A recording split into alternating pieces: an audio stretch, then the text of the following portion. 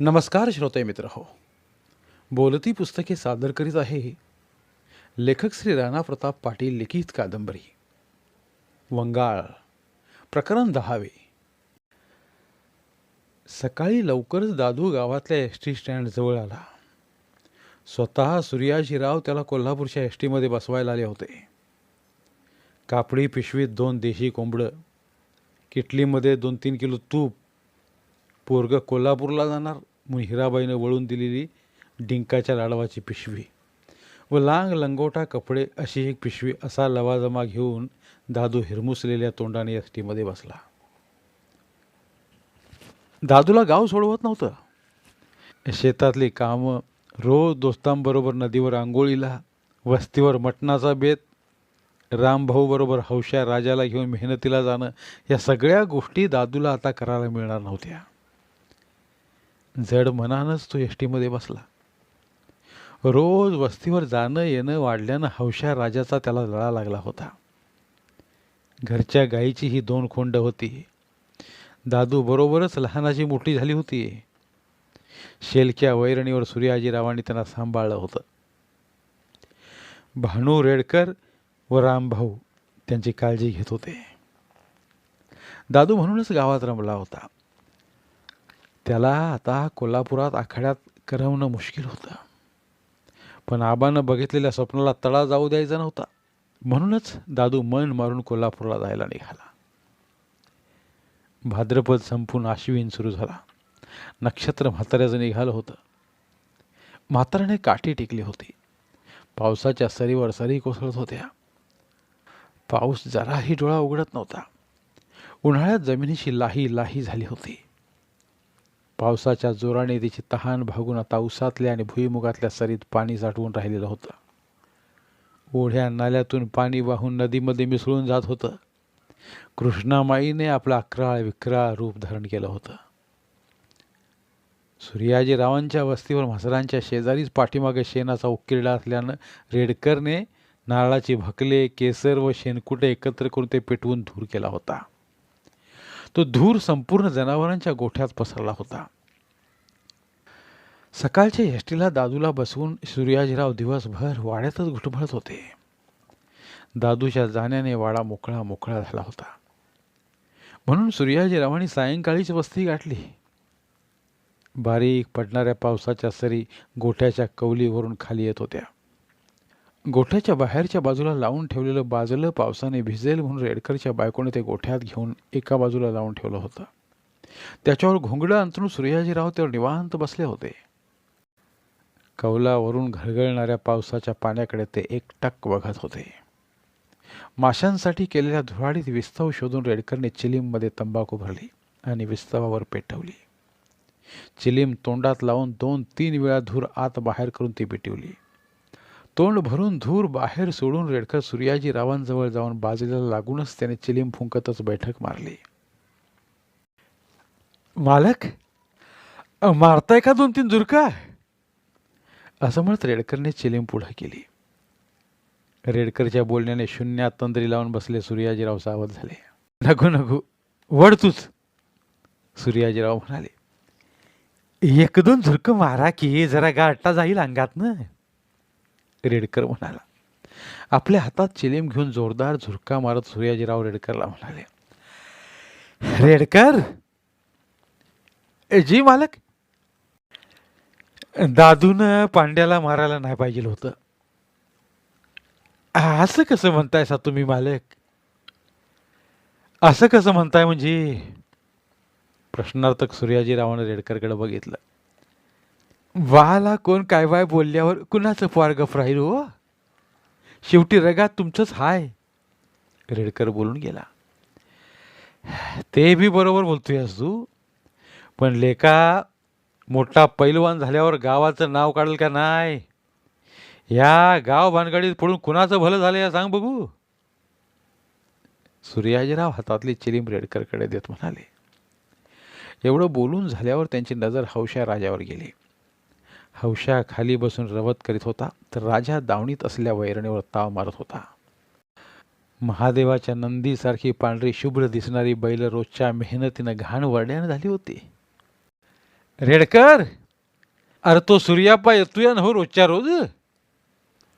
सूर्याजी रावांच्यात नव्यानेच अंकल खोपचा एक गडी महिना झाले कामाला येत होता. तो बिराड घेऊन गावात येऊन राहिला होता. त्याच्यामुळे रेडकरला पण कामात हातभार लागत असे. नाही, आज आलं नाही रांडच. परवा पायात सड मोडलाय म्हणून शान सरकारी दवाखान्यात गेलो होतं. उद्या तर येईल नव्ह का? वय येतो म्हणाले. बघूया आता येतोया का नाही. बरं, त्यो आला की बैल तेवढी नदीवर धुवून आण म्हणाव. लय रिबडी झाल्यात अंगावर. जरा झाक धू म्हणाव. सांगतो उद्या आल्यावर. तोंडावर बेंदूर आलाय आणि पावसाळा पण आहे. धुवून आणून जरा तेल फासा त्यांच्या अंगाला. ह्या बारीला लय मेहनत झाली बैलांची. बरं, म्हणून रेडकर उठला. हातातली चिलीम विझवून शेणा घालायला लागला. इकडं पांड्याला दादूने चोप दिल्यामुळे अण्णा पाटलांचा चांगलाच अपमान झाला होता.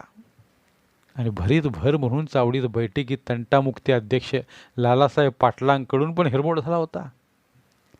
झालेला अपमान कसा भरून काढायचा हा विचार ते करीत होते. हातात पानाचा तयार केलेला विडा तसाच होता. तेवढ्यात तिथे फुलाबाई आल्या. अण्णांच्या हातातला पानाचा विडा अण्णा घोळत असलेला बघून फुलाबाईंनी त्यांना विचारलं, काय झालंय? इडा खाल्ला नाही? पावसा पाण्याचा कसला एवढा विचार चालू आहे म्हणायचा? काय सांगू तुम्हासनी, आता गावचं राजकारण वाटतंय तेवढं सोपं आहे होई. म्हणजे काय झालं या? फुलाबाईने विचारलं. कालचं पुवार आम्हाला बैठकीत जड गेलं. पहिल्यांदा आमचं डोसकं काम करणं झालं या. फुलाबाईंनी अण्णांच्या हातातला विडा घेऊन स्वतः अर्धा खाऊन राहिलेला अर्धा अण्णांना भरवला. हाताला लागलेल्या चुना पदराला पुसत त्या अण्णांना म्हणाल्या, म्या एक युक्ती सांगू का? म्हणजे तुम्हासनी पटणार असेल तर सांगते. बरं सांगा. तुमच्या तरी डोसक्यात काय आहे ते कळू दे. म्या काय म्हणते, तुम्ही त्या पोराची फौजदारकी करा मारहाणीची. काय बोलतायसा तुम्ही? गावात काय पत राहील अशानं आमची? आव पायात काटा मोडला की तो काटा काढायचा असतो या. सगळा पाय कापायचा नसतो या. आणि गावात आबरू जाणार ती? अण्णांनी प्रश्न उपस्थित केला. ती जायला नको म्हणूनच खोडावर घाव घालायचा. हिराबाई म्हणाल्या, ठीक आहे, ती बी करून बघू. अजून रात झाली नाही. शेख फौजदार अस्त्यार स्टेशनात लगोलग निघतो. गड्याला सांगा बैल दुपायला.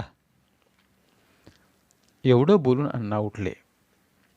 खुंटीवर असलेला फेटा घेऊन तो घालतच वाड्याबाहेर आले. गड्याने बैलगाडी जुंपली होती.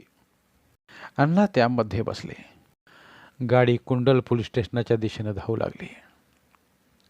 जाताना सौंदर्डीच्या पांड्याला बैलगाडीत घेतलं. पांड्याला सगळं पटवून सांगून पोलीस स्टेशनला घेऊन आले. अण्णा पाटलांना रात्र करून पोलीस स्टेशनला आलेलं बघून शेख फौजदार चमकले. अण्णांना उद्देशून म्हणाले, या या अण्णा, एवढी सांज करून येणं गेलं? काय भानगड झाली का काय गावात? शेख फौजदाराच्या टेबल समोरची लाकडी खुर्ची मागे ओढून अण्णांनी बैठक मारली. होय, भानगड झाल्या म्हणूनच तुम्हासनी याद केलं. बोला अण्णा, काय सेवा करू तुमची? नागवाडीचं पोलीस फटलायचा तुम्ही. सेवा कशाला साहेब, उपकार करा आमच्यावर. ह्या पांड्याची तेवढी तक्रार दाखल करून घ्या. काय रे, काय झालं सांग पटापटा. आणि हाताला काय लावून घेतलं? अण्णांच्या शेजारीच खुर्चीजवळ उभा असलेला पांडा बोलणार इतक्यात अण्णा पाटील म्हणाले, साहेब, त्या सूर्याजीचा पोरगा दादू गावात टग्या झालाय, टग्या. गरीबासनी मारत गावातनं फिरतो या. त्याचा काहीतरी बंदोबस्त करा. शेख फौजदारांनी पांडलाकडे बघत त्याला विचारलं, होय रे अण्णा, काय सांगते ते खरं आहे का? वय साहेब कराय अण्णा कशाला लबाड बोलत्याल. येव माझा हात मोडलाय त्या पैलवानानं. बरं बरं ठीक आहे, बघतो मी काय करायचं ते, तू बाहेर थांब. पांडा बाहेर गेल्यावर अण्णा आणि शेख फौजदार यांच्यात थोडा वेळ खलबत्त झाली. अण्णा उठले व शेख फौजदारांच्या ऑफिसमधून बाहेर पडले. जाणाऱ्या अण्णा पाटलाकडे बघत शेख फौजदार विचार करू लागले. जत्रेच्या पालखीला झालेल्या वादाला अण्णा एक नवीन वळण देत असतील का? नागवाडीच्या कुस्ती मैदानात तर सूर्याजीराव पाटलांचा दादू शांत वाटला. एवढ्या दांडग्या पैलवानाला चितपट करून सुद्धा त्याने गुरमी दाखवली नाही. अण्णा पाटील कारण नसताना सूर्याजीरावांशी वैर निर्माण करत आहेत हे शेख फौजदार समजून गेले. पण पांडाने रीतसर तक्रार नोंदवल्याने त्यांच्याजवळ सूर्याजीरावांची चौकशी केल्याशिवाय पर्याय नव्हता. सकाळी लवकरच सूर्याजीरावांकडे नव्यानेच कामाला रुजू झाला सूर्याप्पा वस्तीवरून येतानाच जळणाचा बिंडा बैलगाडीत टाकून बैल झोपून गावात आला होता. चुलीला 2 पोत्यातून शेणकूट आणली होती. गावात आल्यावर वाड्यासमोर गाडी उभा करून त्याने करकचून बांधलेला जळणाचा बिंडा वाड्यात आणून कोपऱ्यात चुली शेजारी आदळला.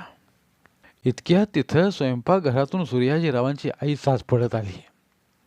वयामानाने बऱ्यापैकी तिचे डोळे अंधुक झाले होते. दिसायचं फारच कमी असल्यानं तिला आता वाड्याच्या भिंती धरूनच सगळीकडे फिरायला लागत असं. पण म्हातारीचं कान मात्र सावध होते. वाड्यात येणाऱ्या प्रत्येक व्यक्तीचा तिला कानोसा असायचा. सूर्याप्पाने आदळलेल्या बिंड्याच्या आवाजाने म्हातारीने मनोमन विचारलं, कोण हाय रे? काय आदळलं?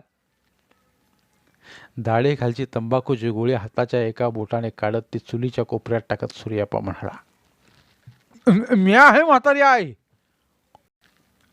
म्या कोण? सूर्याप्पा आहे म्या. का ग? का आलास रे सूर्याप्पा गावात? अगं मालकाने बैल नदीला धुवायला घेऊन जायला सांगितलं या. उद्या बिंदूर आहे ना हो का? असेल बाबा, आता काय डोळ्याने दिसत नाही, सगळं अंदाजानं चाललंय बघ. बरं बरं, जळणाचा बिंडा ठेवलाय म्हणून सांगा मालकीन बाईसनी. एवढं बोलून सूर्याप्पा वाड्यातून बाहेर आला आणि पुन्हा गाडीत बसला.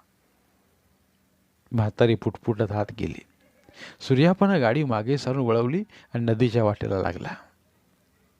वाड्यापासून सरळ पुढे तो नदीच्या मार्गे सुळ्यात आला. नदी जवळ येईल तशी बैल कारण नसताना बिथरायला लागली. सूर्याप्पाला काही समजत नव्हतं बैलांना काय झाले. हौशा राजाला उडून उडून सूर्याप्पाची बावकाळ घायला आली, पण बैल काही शांत होईनाच.